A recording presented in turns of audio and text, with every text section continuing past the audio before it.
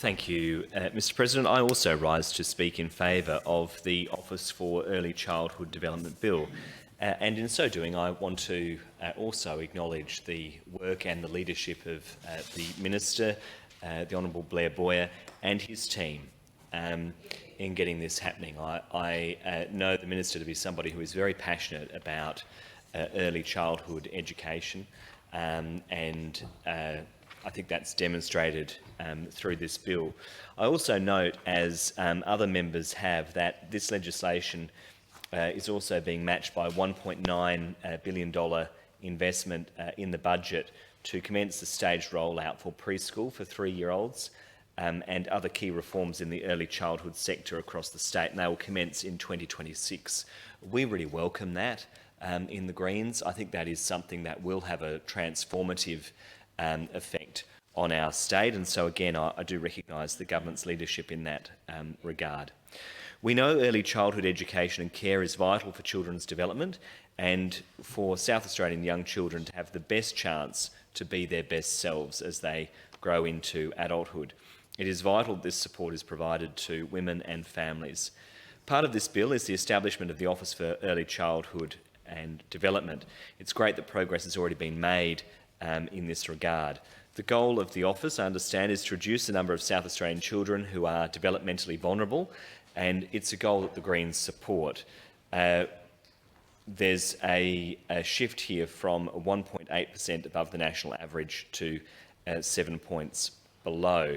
What's critical here is the acknowledgement of the role of government in ensuring children in SA are provided with access to positive learning environments and the supports they need from a young age. And there is lots that the state government can do, but this is a start. The functions of the office are indeed appropriate. It has the task of aligning children's needs with support and services, something that is obviously very important. It also has the task of promoting inclusion within the early childhood development system for children with disability and children in care. Again, things that should be key priorities. It also makes sense from the Greens' perspective that the office has responsibility for the overall strategic direction of government early childhood development services, and I understand that's to be the case. The Greens welcome the fact that a chief function of the new office will be to promote access to preschool for all 3-year-olds and 4-year-olds. As early childhood expert Loris Malguzzi once said, the wider the range of possibilities we offer children, the more intense will be their motivations and the richer their experiences.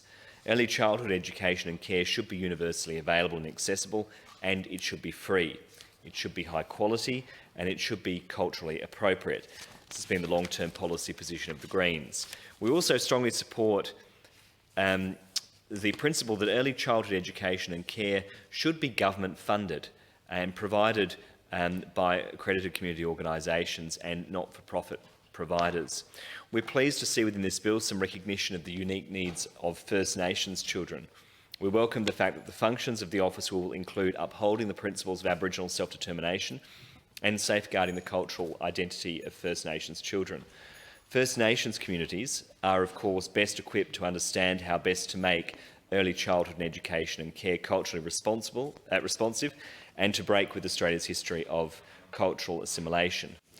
We also welcome the fact that the First Nations voice, we understand, has had input into this bill, and I certainly echo the sentiments of the Honourable Connie Benares earlier when she reflected on the significance of the speech that we saw in this chamber yesterday.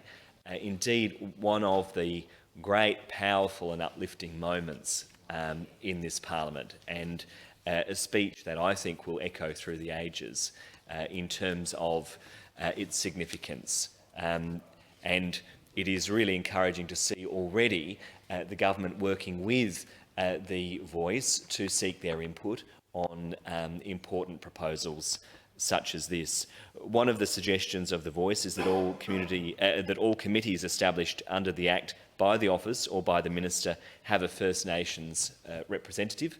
I think that is a really good suggestion and certainly one that we hope that the government takes up.